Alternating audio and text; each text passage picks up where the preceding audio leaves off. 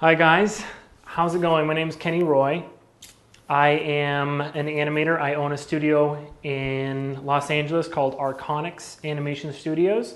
We are there right now in the conference room, and I've been a mentor at Animation Mentor as of this semester, 5.5 years. So I've been teaching animation for a while, and this subject of cartoony animation is something that I have a lot of requests for. It's not very easy to create a cartoony animation curriculum for a couple reasons. Number one, a lot of animators really want a cartoony style in their repertoire, and it makes it so that they run at cartoony animation a little bit crazy, a little bit haphazardly, and that can actually create more problems than it solves in terms of getting this style into your bag of tricks. And number two, cartoony itself is a little bit crazy. It is a little bit all over the place. And so a curriculum per se is difficult to put together for this kind of animation only because it's so wild inherently. So I've been giving this lecture at conferences around the North American continent. I gave it in LA and I gave it in Montreal. I was going to give it in New York, but that CGCon was postponed. I will be speaking at next year's Evolve conference. I might do it there. I might do actually a cartoony intermediate concepts lecture. But at any rate, let's talk about cartoony animation basics and what we're going to be talking about. This lecture is not a this is how you do it kind of lecture. This is not a lecture where we're going to be creating rules for cartoony animation. And that's the first problem that happens for students, that occurs for students, is that they look for rules and they look for rules to break.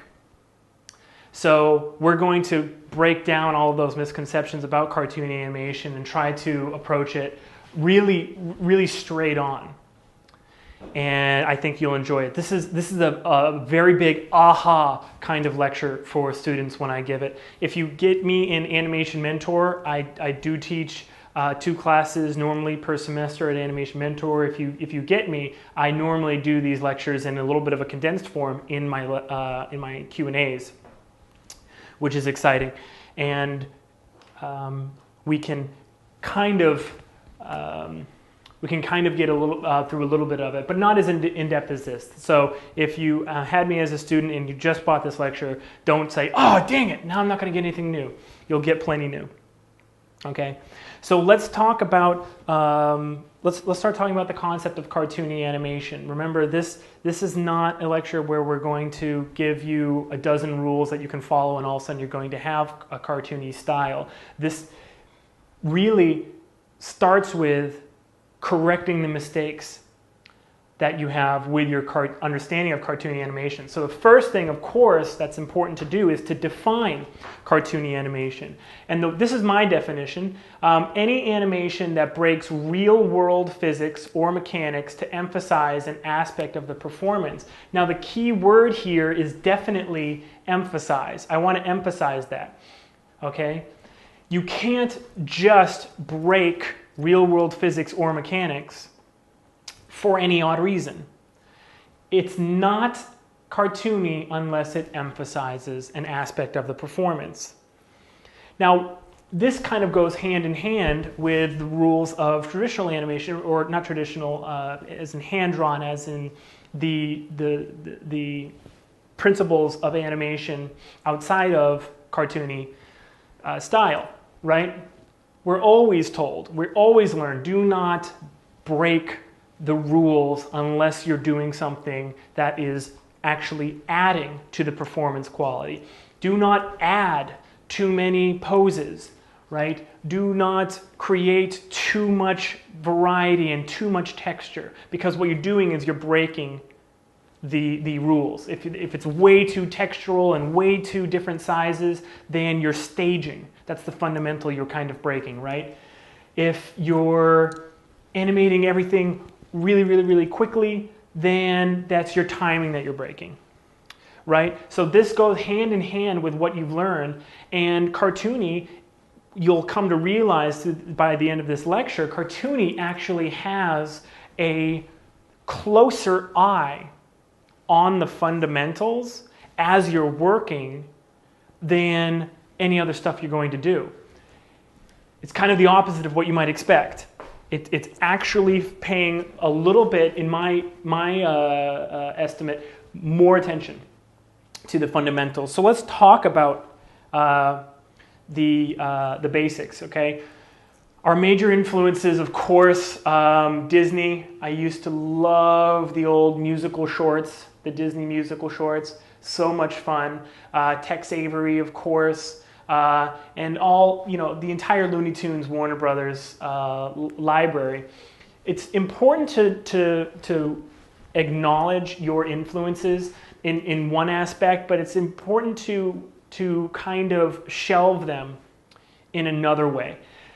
What I'm getting at is we have all of this library of knowledge, all of the things that these pioneers created in terms of cartoony animation.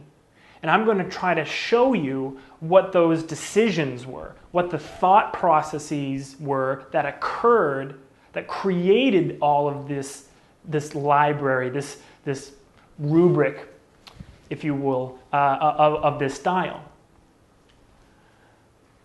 But if you just copy, and if you just take what these guys have done, then you're not going to be actually able to invent your own cartoony antics, okay?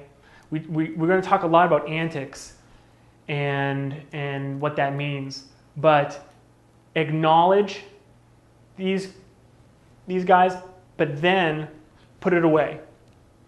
Don't start thinking about, hey, I really want to copy, the wolf from Tex Avery or whatever.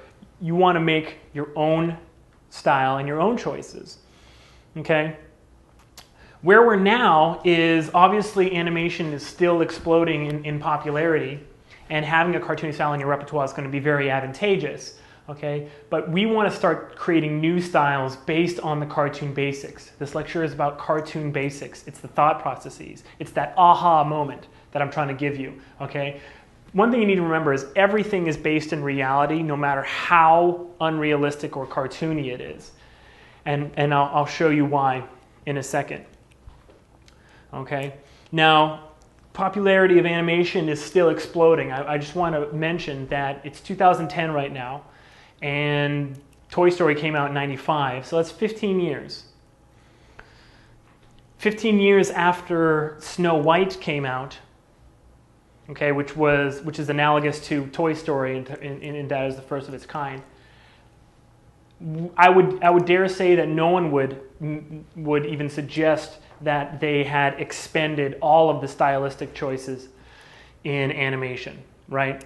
So now that we're 15 years into 3D, we're still in the infancy of 3D. So don't ever think that what the best that you can possibly do or achieve is emulating 2D cartoony styles, and that's it.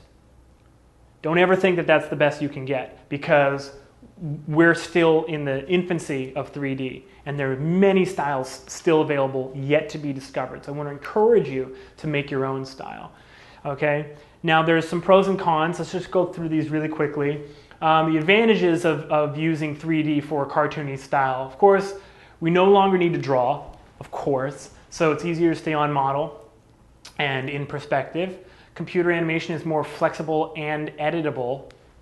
Okay, if you wanted to edit, supposedly a pose, if you couldn't erase the pose in traditional animation, you had to throw that piece of paper out and redo it.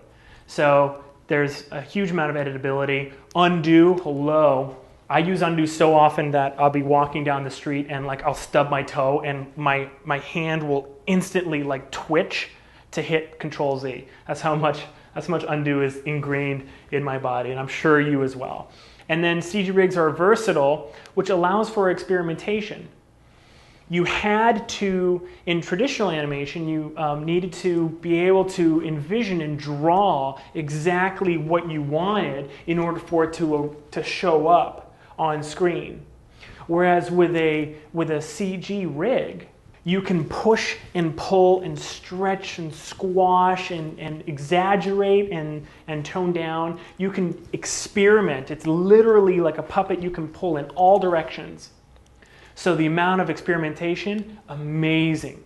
So this is why it's so exciting to be an animator right now, because this experimentation means that you're going to be the people who actually discover these new styles. So what are you waiting for? Turn this off and go animate. No, don't turn this off. We have more to do. So there's some downsides though that you need to be aware of as you're creating your cartoony style. First of all, working with a 3D model can be limiting. We have our imagination, and that might not actually come through in the model, in the rig. So sometimes the rigs don't allow us to choose the same pose, to choose the same kind of dynamic, the same silhouette, whereas you really could cheat a lot. A lot of drawing cheats in traditional and hand-drawn animation. I remember the first time I actually framed through anything, which was Michel Gagne's Prelude to Eden. That was the first thing I ever frame by framed through. And this was when I was very young, and I said to myself, my Lord, I can't believe how much every single one of these frames is related, but doesn't absolutely logically follow the one before. So many cheats, so many just smears and stretches and stuff, and I was just so amazed by this. I wanted to know more, and I wanted to get more. So, and now here's the downside of that experimentation I was talking about. The amount of experimentation that we have is causing animators like yourselves to try to force your way into cartoony animation rather than a direct approach. Now I'm going to tell you what that direct approach is. We're going to learn that direct approach today, and hopefully we'll get you thinking right where you need to be in terms of not trying to force a cartoony style to come of a broken traditional style. I'm going to say, let's define some terms. I'm going to say cartoony style and then traditional style. I don't want to say realistic because cartoony is based so much in realism. And you'll see why in a minute. Okay, so let's talk about the fundamentals. Let's go all the way to the beginning. All right, you recognize these fundamentals. You have your squash and stretch, anticipation, staging, straight ahead action, pose to pose. You can read all those, and you know all these. Now, the very first problem that I always encounter is that an animator will try to just exaggerate and pick and choose some of these fundamentals that they're going to kind of just blow out of proportion. Now, that is what I'm talking about when I say force your way into cartoony animation. Okay, because these fundamentals were actually born of the experimentation that the masters could do in 2D. Okay, they didn't have this list when they were working. They deduced this list. All right, they didn't induce this list. So if what your plan is to try to get cartoony style is to just have your characters squash and stretch a lot, what you're doing is you're just breaking traditional style rather than actually approaching cartoony style. Now, we're going to focus a lot on timing down here. We're going to focus a lot on timing because the first thing that most animators try to do is they try to make all of their timing very snappy and very pushed when they first try to do a cartoony shot. I've seen it 100 times. I've had about, geez, let me think, well over 500, maybe somewhere closer to 700 students at Animation Mentor so far. Now, every single one of them has said, I always ask, not every single one, but a vast majority, I say, well, what kind of style do you like? What's your favorite style? And they say, oh, well, I like the pushed realism. I like Pixar's pushed realism. All right? Now, I would agree with that as a term, but I wouldn't agree that you can take your style as it is right now and learn how to animate like Pixar by pushing your fundamentals. So timing and snappy timing, I've heard this over and over and over again. So let's talk about why your cartoony approach needs to be direct. You have to go at cartoony directly. And here's why. Realistic versus impressionistic approach. On the left here, I'm not sure how well this is showing up. I might actually fade this up over the screen so that you can see it a lot closer. Okay? But on the left, we have a realistic painting. And on the right, we have Monet, which is extremely impressionistic. Okay? Now, look at these two paintings. The Impressionists, what they decided was, we don't care about recreating realism. What we want to do is we want to let the painting give the exact same impression as the real image would give in real life. So they said it doesn't matter if it's perfectly rendered. It doesn't matter if your colors are perfectly on, because they would slap unmixed paint on the canvas and let your mind and let your eye mix them as you look at it. So what they were concerned with was giving you the feeling of something other than what they were showing you. Okay? So let's do an experiment. I love this experiment. It's so fun. I do it every single time in the Q&A when I give this cartoony lecture. Okay? Let's squint our eyes together. Let's really close, squint your eyes down, and then look at Monet's painting. Okay? Look at it. All right? Just keep looking at it while you're squinted. Just squint way down, and just let the paint mix together. Let the impression soak in. All of a sudden, look what starts happening. Really distinct details start coming out. Monet's painting is called The Clouds. The first thing that I started looking at is how these clouds are so detailed. I see all the popcorn, puffy, floating, just majesty of those clouds, all the subtle shading and shadow and detail. And even over here, it's a little bit wispier, but I see all that detail in it. But not only do I see that detail, but I see how the water is slightly disturbed and it's just marring that reflection just a little bit. It's so gorgeous. And then as we look down towards the bottom here, we see these lily pads floating. I see all this detail in the lily pads, the little shadows underneath where the lily pads, flowers are sticking up. A little bit of a ripple in the water surrounding all of them, a little lily floating right there, the flowers, blooms open up. And then as we look up towards the top of the painting, look at how at the top there's that really well-defined line where the edge of the pond is.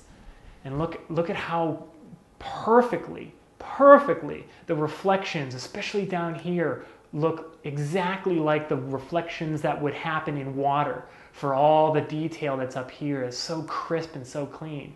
Oh, it's so gorgeous. It's amazing. Keep your eyes squinted.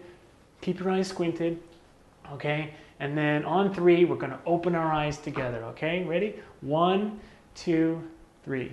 Oh, God. Oh, that's so cool. Oh, every single time. I love it. Oh, it's so good. Look at this. It's basically a mess, right? It's basically a mess, all right? All these just like thrown brush strokes. The strokes are in no order, right? Whereas over here, you can't even see the brush strokes. There's not a stroke to be found. Okay? So look at that. Look at all the detail and all the impression we were able to get out of this when we squint our eyes and we force our mind to show us what it's getting out of the painting. You see how we did that? So on the left, realistic. On the right, impressionistic. Okay? Now, the golden question here is, could you ever get from this painting to this painting by pushing the fundamentals? Ah. That's normally when I give this talk at a conference, that's what happens right now. Ah. No, but really, this is serious stuff. All right? Could you ever push the fundamentals of painting and get an impressionistic painting? No. Right? You couldn't start with this approach, rendering everything beautifully, and then say, well, I'm just going to push the color. And you'd wind up with a painting like this, a palette like this. No. Right? Well, I'm just going to push the contrast. Same thing. It just would not work. I'm going to push my brush strokes. No, what you'd have is a badly rendered mess of your realistic painting. Right? And then there's a really nice atmosphere in the back. I think it's called chiaroscuro.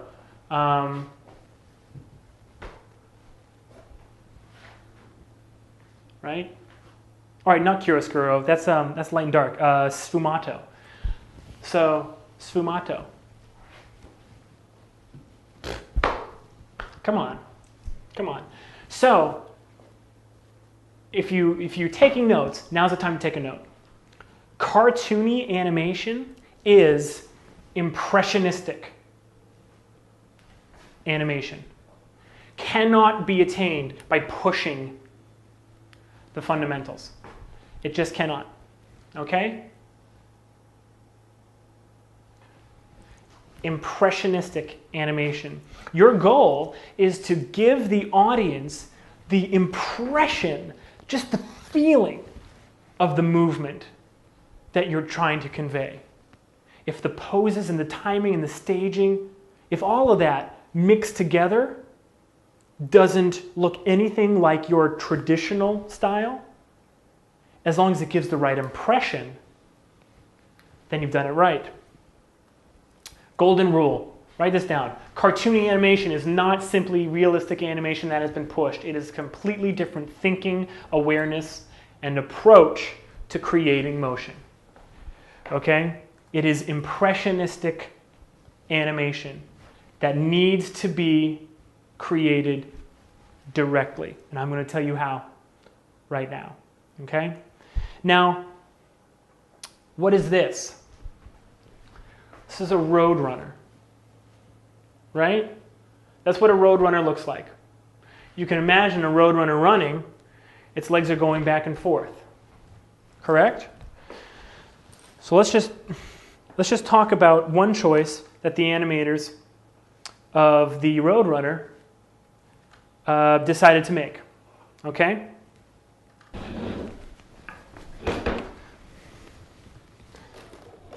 Okay, so this is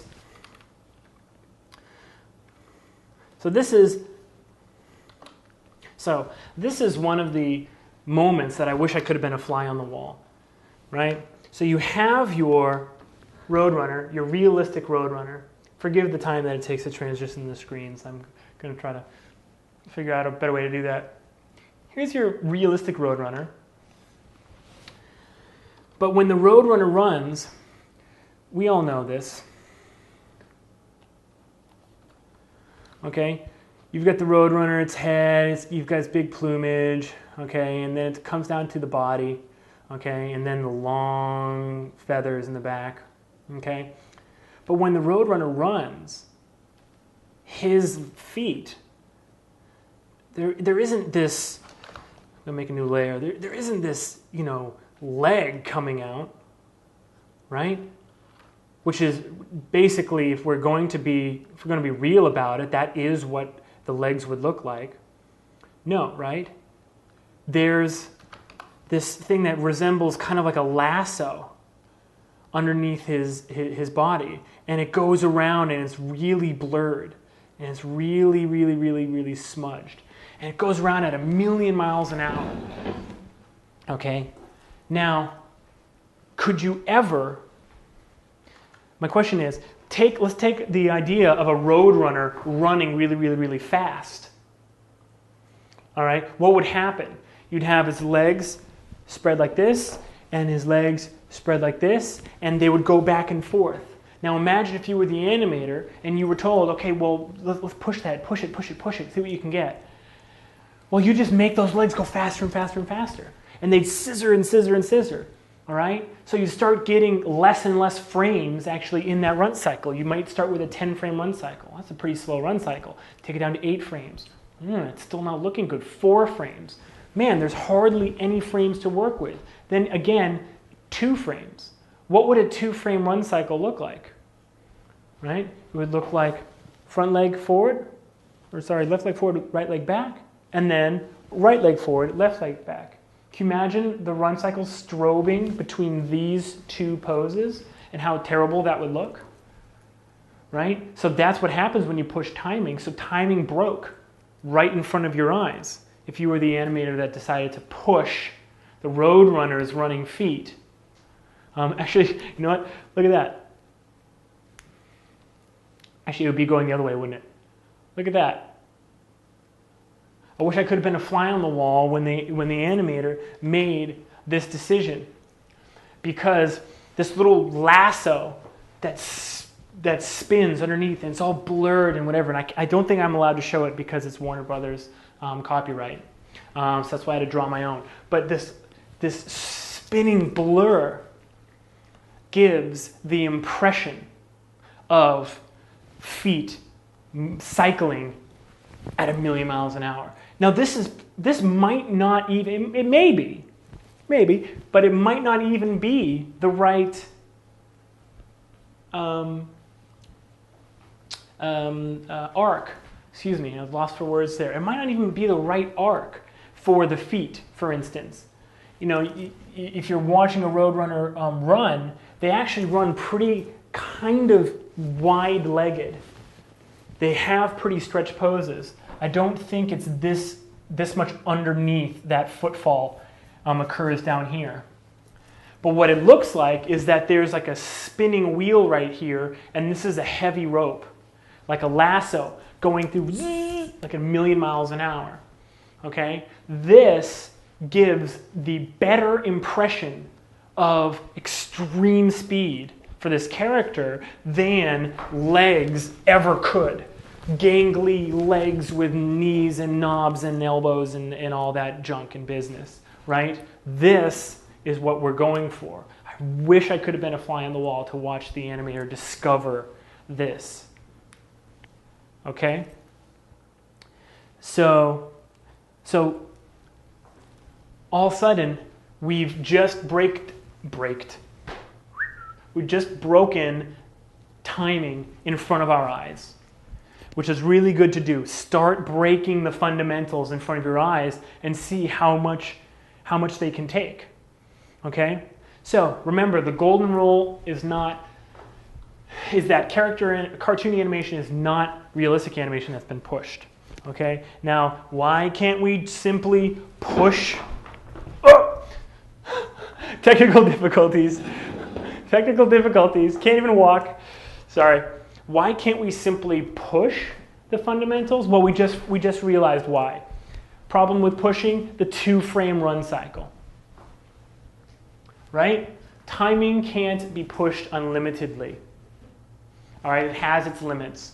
Fundamentals all have their limits. Timing breaks the quickest and the easiest for us to demonstrate when we're talking about cartoon animation. That's why we use it as an example. Okay? So this is the fun part. this is the part where you guys, when you start creating your own cartoony style, are really going to feel great about this. Because not only will you be able to create your own, but you'll be able to break down other styles. And you'll say, oh, that's how they came up with that idea. I love it. You'll have the same kind of moments that I've had looking at the Roadrunner run, for instance, and things like that. So creating cartoony animation is the process of defining alternative physical descriptions. That's another one of my terms, okay?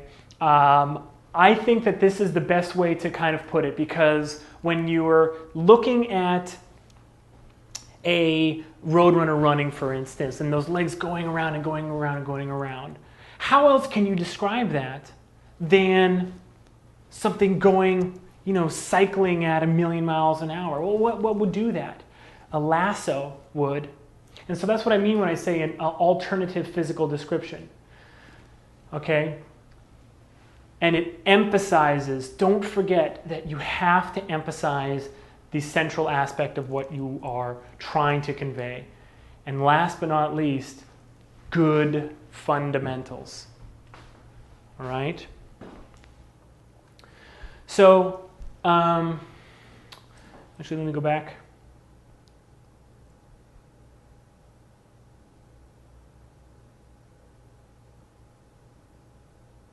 Okay, so I'm gonna go back to the cartoony shot in just a second. So scrambling, fumbling, and other sub-frame animation obstacles. No, actually, no, we are gonna go back to the cartoony shot. So let's talk about a cartoony shot. I had a chance to animate this shot during Forge 2007, which was a really fun experience. It was a 32-hour animation competition / festival. Fantastic. A lot of animation mentor students participated, and I think won the year that I participated. So it was extremely fun to do. So I animated about 4 out of the 12 shots that we had in our film. And this one, I had no time to do. I had 3 hours to animate this shot. And which meant that if I was going to create a cartoony shot, that I needed to take a direct approach. There was no way that I was going to push my way into a cartoony shot. So I had to take a direct approach. So this was the description that I wanted. A guard running after an escapee, fumbles with his baton, catches his baton, exits on screen left. Okay, so this is the shot.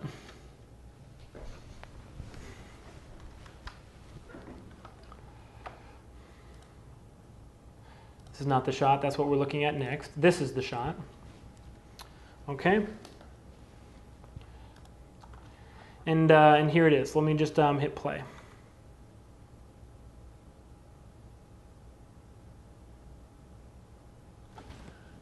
Okay.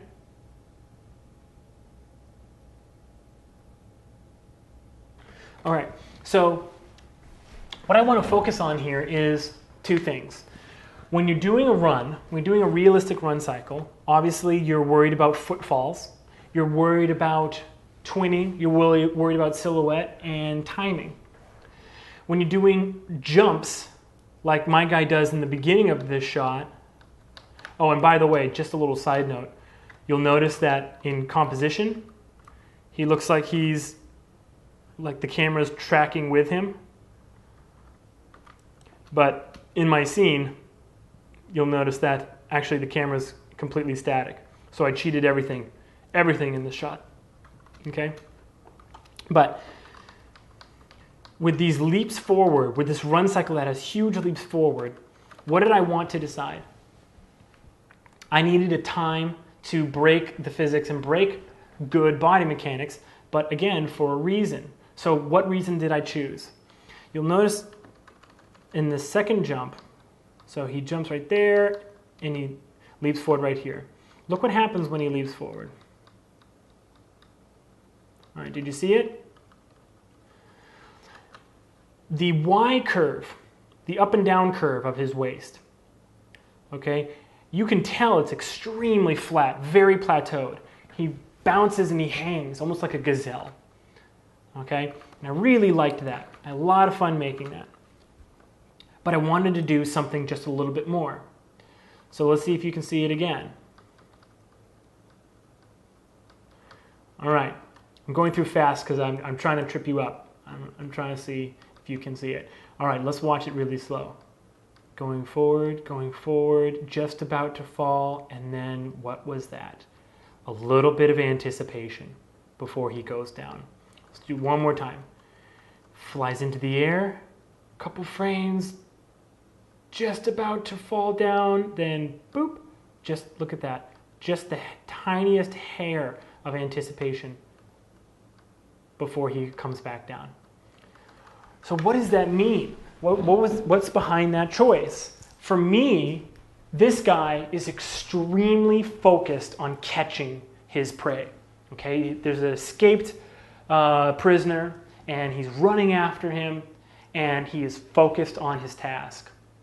Now, Eric Goldberg is famous for saying that anticipation is thought.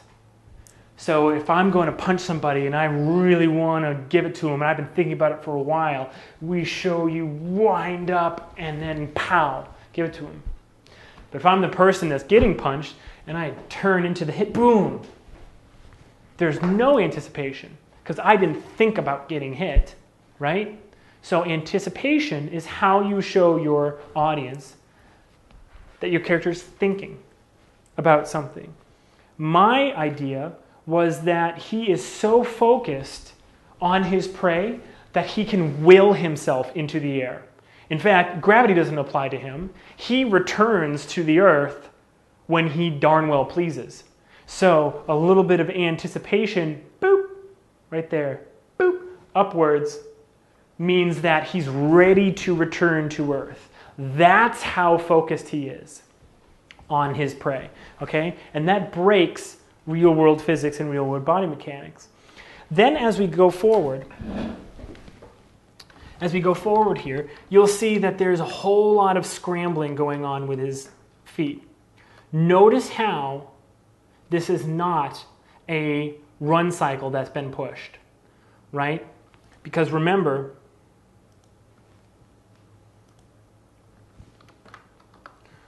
okay, remember, a two-frame walk cycle, you got character's waist, right? And their foot, and then the other one would just be this, right? Strobing left and right. That's what it would look like. Because it doesn't matter which two frames actually you choose from a run cycle. If you're just going to push the timing, it'll just be strobing. If it's the passing pose, then it'll just be boop, boop, boop, boop, that's it. If it's a stretch pose, it'll just strobe. Left foot will replace right and right will replace left. So you'll notice that in this scrambling part, that no pose is just the mirror opposite, and then right here he starts going onto his hands. Okay, we'll talk about that in a sec. But you'll notice that no pose is the mirror opposite of the pose before it. And that I contrasted. I didn't just use extremes. There's some passing poses, like right there. There's an extreme right there. There is a passing pose right there, an extreme. Sort of a half extreme passing pose, an extreme. Again, another sort of half passing pose. And then another passing pose in a row. So these actually strobe a little bit too much for me. If I had to do this shot again, I might have made just a little bit more, maybe a pose change in the foot to make it so that these didn't strobe so much. Okay? Then a very big extreme that we've never seen before. And then this weird kind of planted extreme, and then a big extreme. So you'll see as you go through that there's no frame that is really a logical next frame to the frame before it. Then as he goes onto his hands, he loses his balance and he starts running on his hands. You'll notice how I didn't just have the hands pointing in an opposite direction and windmilling. Again, I wanted to make it seem like they were going around many more times than they actually could in a frame. Last thing I want to point out, look how stretched that is. But then I wanted him to slink out like a snake. I wanted him to be like, whoop, like a snake would. But as you'll see, his foot is in front of this planted hand. So if he's going to put this foot down, he would have to back it out, go back behind his hand, and plant it, right? Wrong. Boom. Who cares? It goes right through the arm. Who cares? It doesn't matter.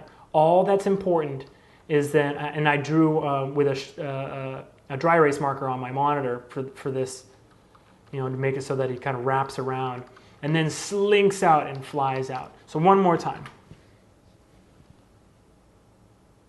Okay, so this was a cartoony shot that I was able to do in 3 hours.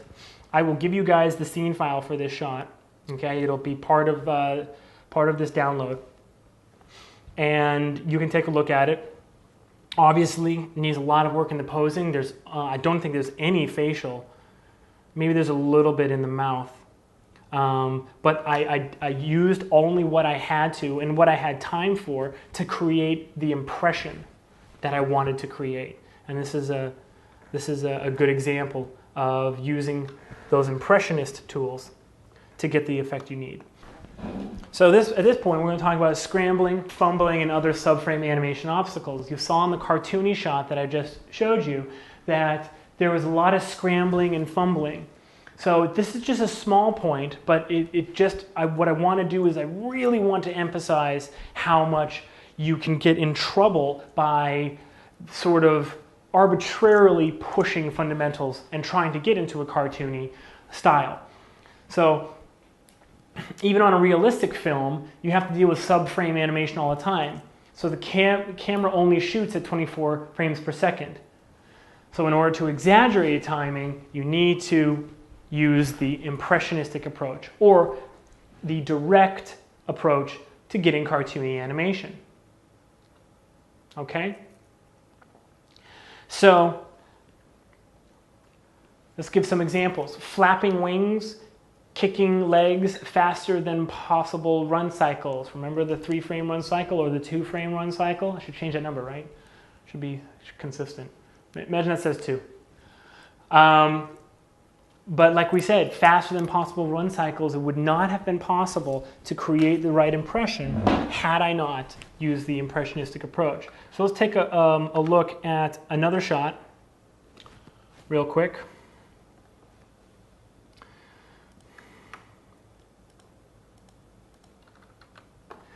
And this is very simple, very straightforward.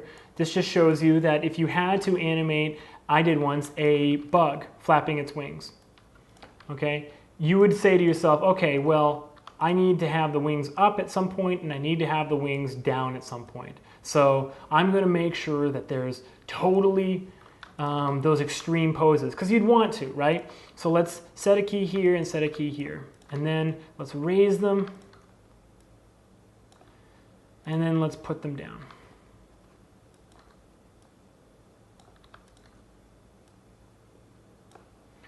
Okay, and all the way down to 2 frames. It's actually going too fast. Oh my God, it's going so fast, you can't even see it.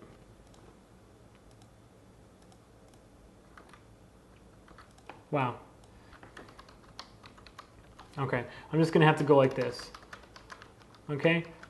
As you can see, if this was going like this, look what you actually get. You get these really distinct poses, and it doesn't really actually look like. It starts blurring together, and you're just getting images of those wings in 2 different places.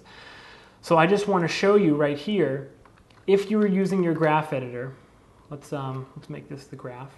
If you're using your graph editor, let's take a look at these curves. Okay, there's your up and there's your down. Let's say you made this cycle. Okay.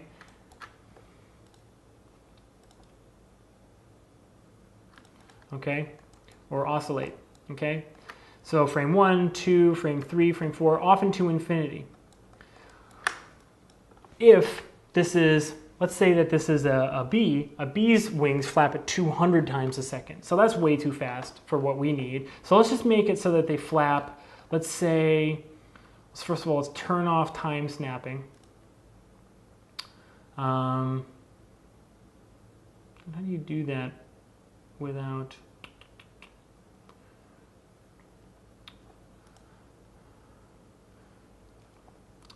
I think I need to tear off this panel.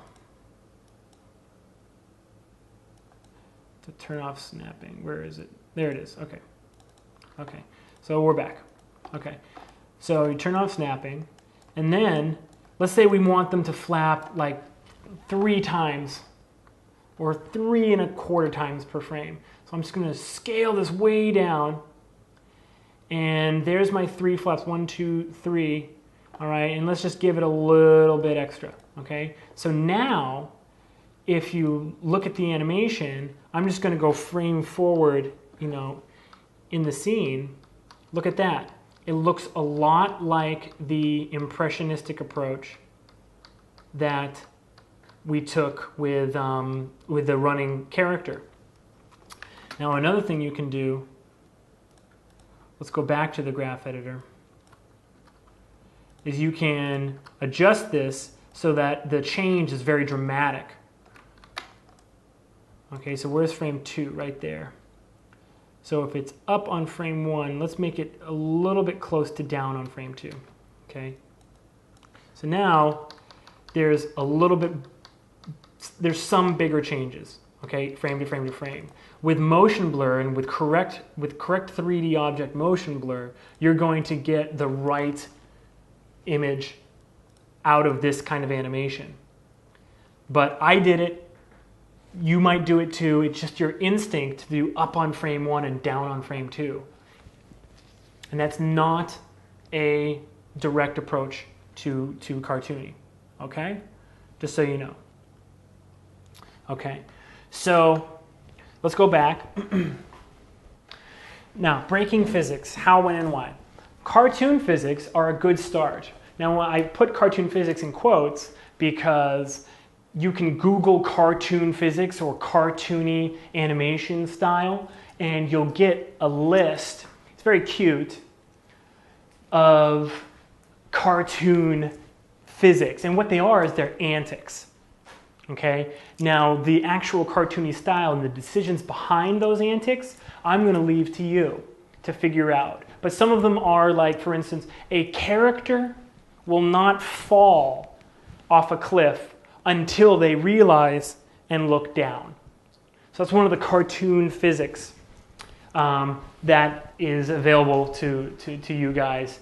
And what that antic really is doing a lot of the same decisions that I made with my Cartoony Shot for Forge, which is you can't fall until you think about falling. Basically, until you have perceive the drop, then you can't, there's no way for it to affect you. So it's kind of like thinking, again, is anticipation is thought, again, and you need to think about it before it can happen. So that's just one. That list has like dozens and dozens and dozens. For instance, poking someone with a needle sends them exponentially higher in the air. Stuff like that. So I'll leave you to dissect those antics and come up with the decision behind the process using what we've learned so far. Okay? But what you want to do is invent your own. Why are you going to break physics? Invent your own.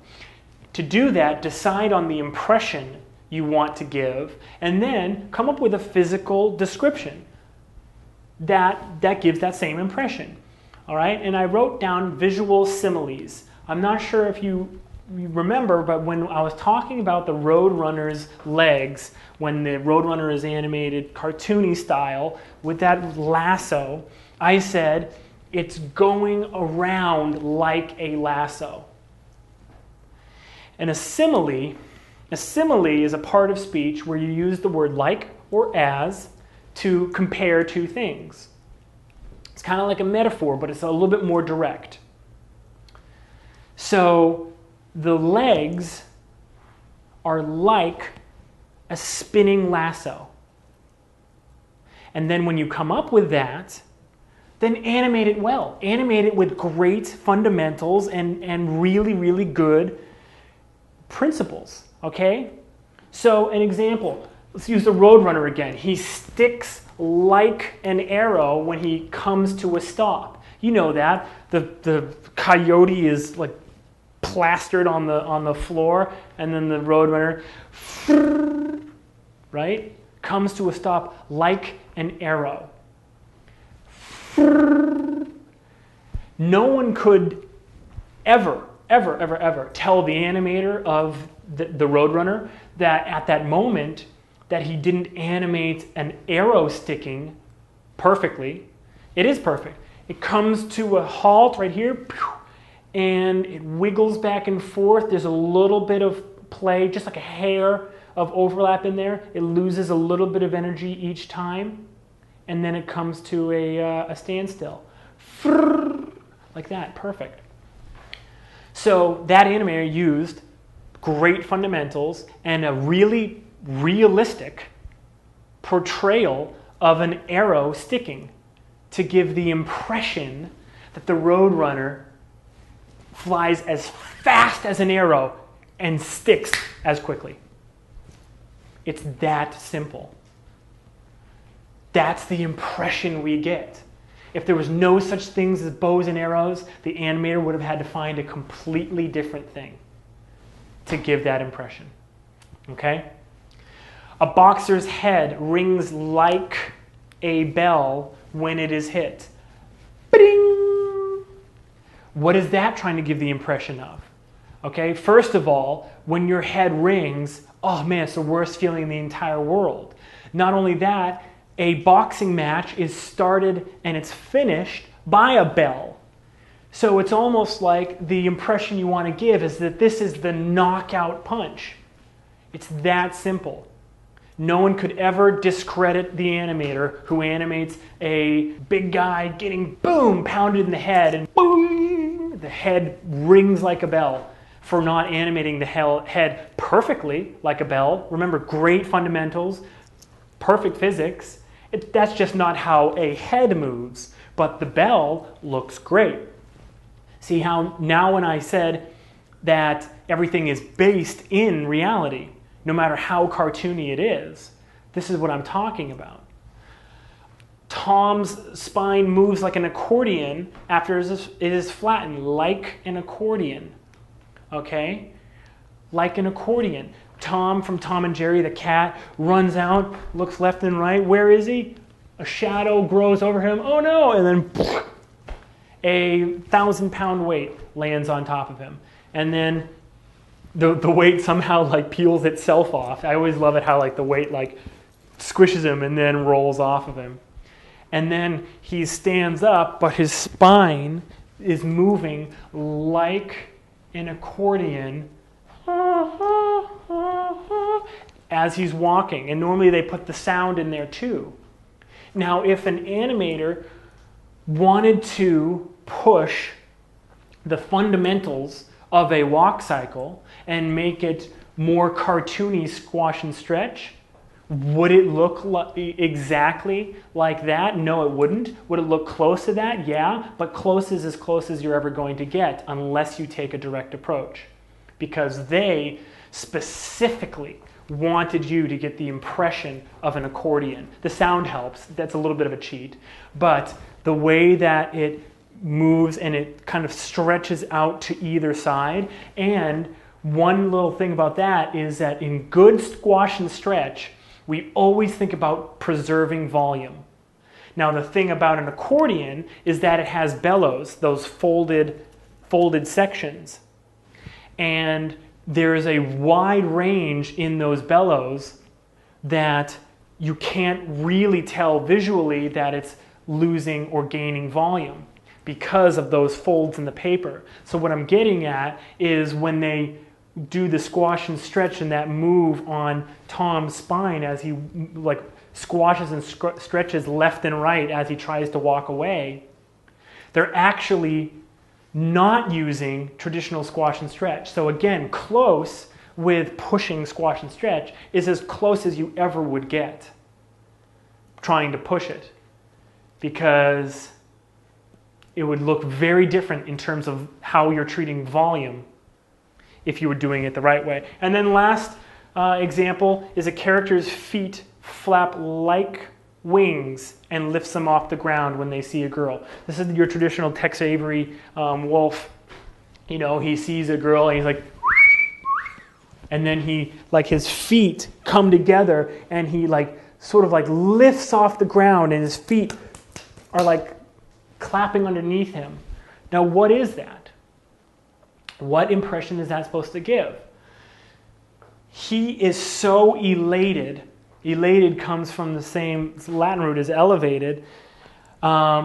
He is so elated by love or lust that he becomes weightless, and his feet flapping is enough power to lift him off the ground. It's that simple. If you were trying to push someone jumping, what would you do? You probably have a lot more anticipation, a lot of squash and stretch on the spine.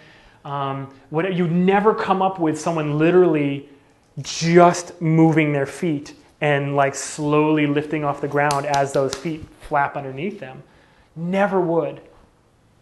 It's a completely different instinct. It's a completely different approach to getting at the impression that you want to get. Okay? Now remember, fundamentals, people, to the max. It starts with great fundamentals always, and exaggerating them appropriately. Don't just amp up all the fundamentals.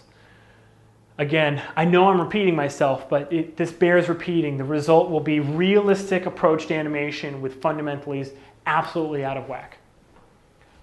Okay? Totally out of whack. It's very important to remember that part. Now, I also want to mention that your fundamentals can be pushed smartly. When you have different cartoony moments that you're stringing together in a shot, not necessarily everything can be created an alternative physical description of that moment. So there is such thing as a cartoony run cycle. And it comes from doing certain things to always emphasize the point. You'll notice that there's no such thing, or it's very difficult to imagine a cartoony run cycle where the character's not feeling anything, right? Can you imagine that? You know, walking and maybe it's a double bounce walk. Maybe it's a walk with a lot of squash and stretch and a lot of overlap in the spine, something like that. But can you imagine that on like a vanilla character? No, right? A lot of the vanilla character walks you see, sort of by definition, have to be realistic. And so for this reason, what we're trying to get to here is a good balance between amping up fundamentals appropriately to support your animation choices, and then whenever you can, using those alternative physical descriptions to give the impression of the moment you want to give. And almost all big moments in cartoony animation have one of these. And so your homework is to go through your favorite films, your favorite cartoons, and every single big choice, see what it is. A lot of it's very simple, and they reuse a lot. Warner Brothers, for instance, Bugs Bunny is always shooting out of the screen like a rubber band, where there's a big stretch, and then the back actually like releases and pushes the front out. That's very different than a zip out. A zip is when you have a big anticipation, and then you basically leave a smoke trail. Okay? Definitely Roadrunner. See who else would do that. Well, a lot of different Warner Brothers especially, they're very good at, very famous for the zip out antic. Okay? But look through your favorite animations, TV shows, whatever it is, and every single big movement, every single deliberate gesture, see if you can go through the same thought process as the animator was. Or at the very least, see if you can identify what impression was I meant to get right now. Okay? and then go from there. Have a good time. Okay? So let's talk about a few common mistakes right now. Twinning in exaggerated timing. That's a big problem, because when you exaggerate timing, you have less frames to work with. That's just the nature of the beast. Timing is one of the fundamentals that breaks the quickest, and it's for that reason. So when you have poses and you have less frames to work with, then obviously you need to be very careful that you do not twin your poses when you push that timing. And it doesn't just mean, twinning doesn't just mean you have, a center line through your character and then it's perfectly the same on either side. That's not necessarily what it means. Twinning can mean that you get to the kind of exact same pose on either side. It can mean that you have twinned timing of two different actions. Like, let's say I'm going to reach for something over here, okay? And I'm pushing the timing, I want it to be very snappy. If I go, whoop, and then reach, and then later in the scene, with the other hand, I go, whoop, and reach, again, those two things were timed exactly the same. So that's another example of twinning. And it's what I call falling into a pattern of timing. It's very easy. Remember, all these antics that you've seen from Disney and Tex Avery and all the great directors, Chuck Jones, the antics were ingrained. The animators almost got to a point where they couldn't see a different way to get a character out of the screen. Oh no, they wind up and they fire out. That's how it happens. Don't get into that. I'm not downplaying the importance of their contribution, and I'm not saying that they're lesser animators in any way. But what I am saying is that we're too early in 3D for you to not have a completely open and blank slate and be accepting of the new styles that are going to come of your experimentation with Cartoony. Okay, so another common mistake: inappropriate anticipation. That kind of goes right in with what I was just talking about. Anticipation is probably the second most pushed fundamental by students trying to get into cartoony animation without a direct approach. It's timing number one, and then anticipation number two. Okay? Now, what that means is that you're inappropriately asserting thought and a thought process onto your character. Okay? So no matter what, you have to be prepared for the impression you're going to give is that there's a lot of thought in that action. Everything is deliberate. Okay? It would look weird if someone wound up and punched somebody else in the chin and then they anticipated and flew out. Now, I'm not saying anyone would make that egregious a mistake with anticipation, but there's a very fine line, and it's almost as bad if when something like an explosion happens and you react like this to it. You're probably going to get scared out of your pants. I'd much rather see you fly into the air and stick there and break physics that way than inappropriate anticipation. Dropping arcs. This is huge.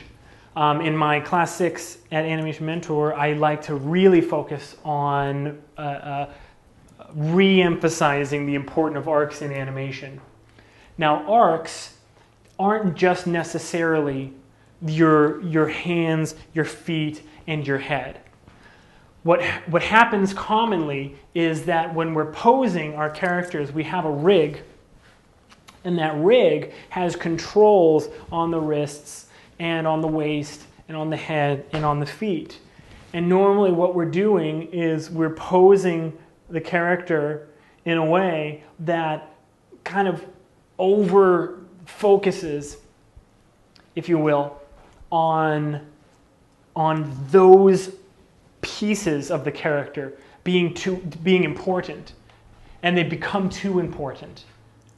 Okay, so I've I've seen assignments, students have turned assignments into me where I've looked at it and I've been like, okay, this was looking much better, very good work, but the arcs still need some polish, so go ahead. And the students have been like, well, that's all I did last week. All I did was polish the arcs. And then I take a closer look and, you know, yes, the arm and the head is moving on a perfect arc, but the elbow, shoulders, you know, that leading force in the body is not.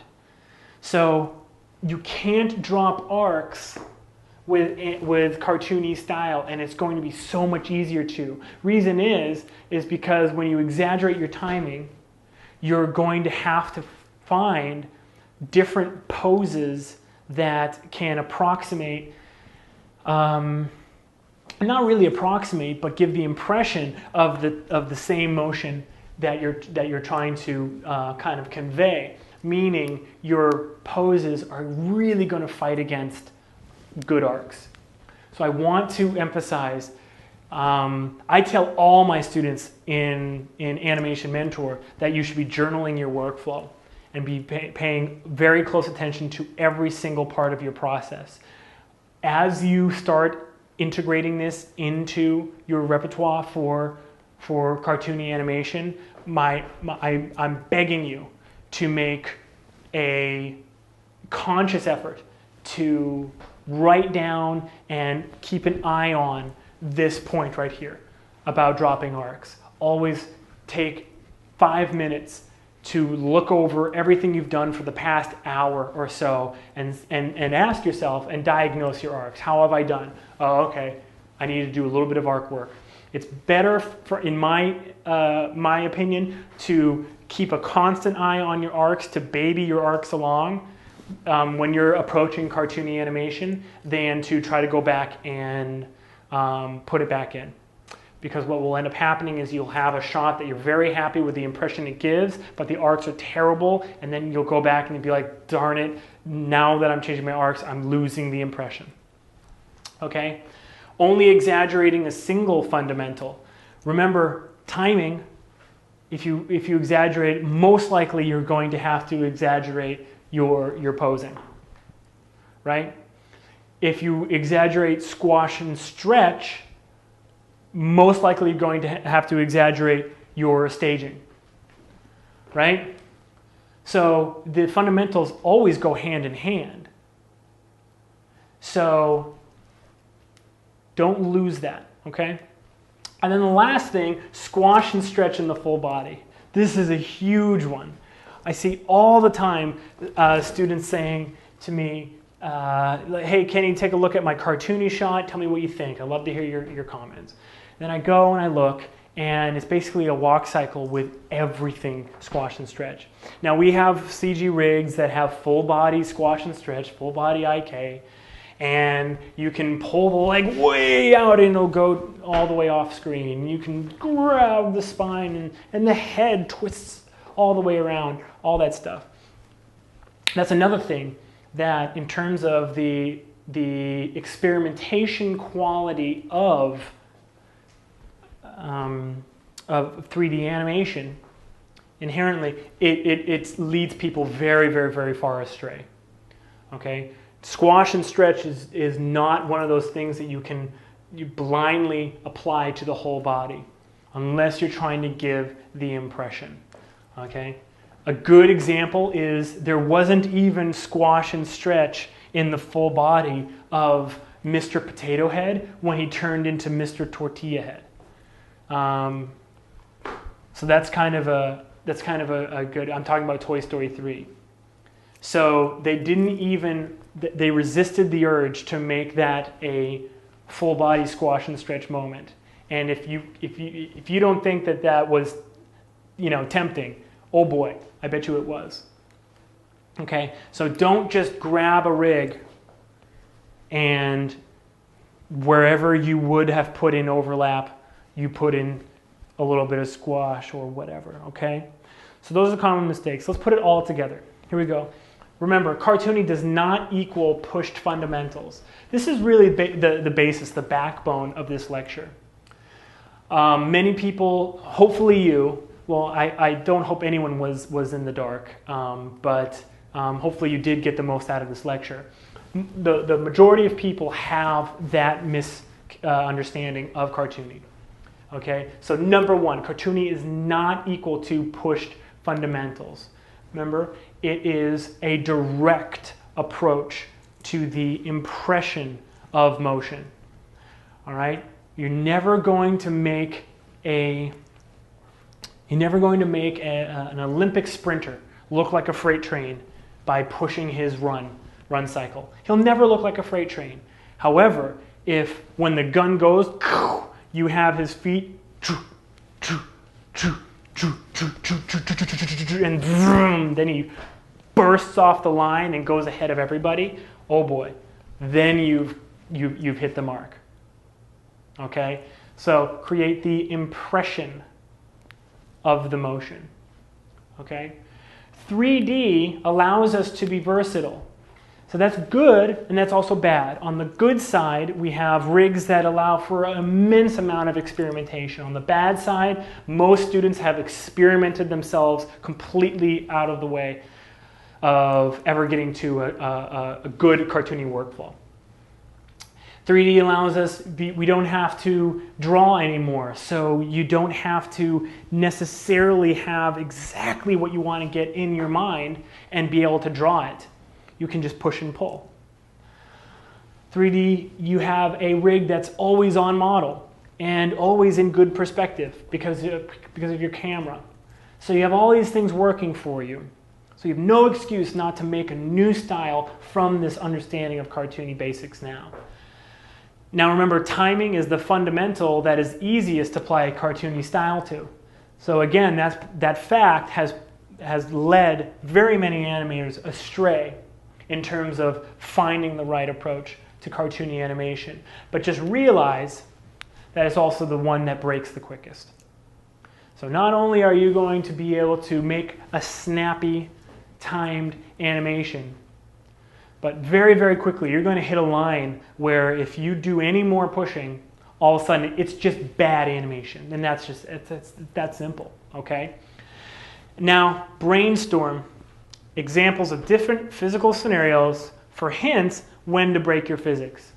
Whenever you get to a pivotal moment, whenever you get to a broad gesture, a big action, the main action of any scene, then stop and think. Do 10 minutes of thinking for every 1 minute of work, because this will really pay dividends.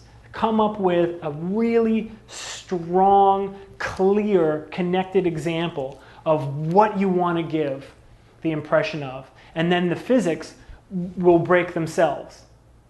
And remember, the person who animated the Roadrunner coming to a stop animated a perfect arrow sticking into the ground. They did a perfect job. That's not how a body moves, but that's what you're going to do.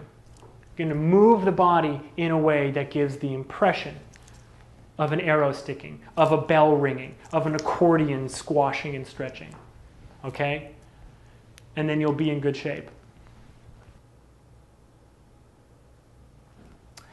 And most importantly, have fun.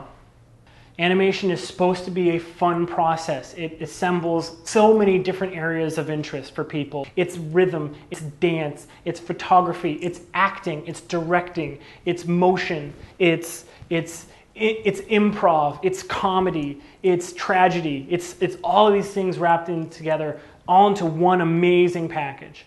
Okay? You get to be an artist. How amazing is that you get to do that?